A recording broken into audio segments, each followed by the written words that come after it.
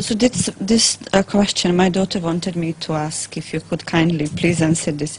She read in economics book that a statistic counting shows that about year 3000, about 3000 year, there will be so many people and buildings that they will weigh all together much more than its weight of Earth. What will happen then, and what do you think about this prediction? I'm not worried about what will happen then. I'm worried about what will happen between now and then.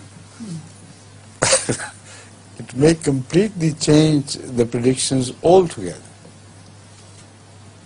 Anything can happen whereby the problem would be the thin population of humans on Earth rather than the Earth being overpopulated by them.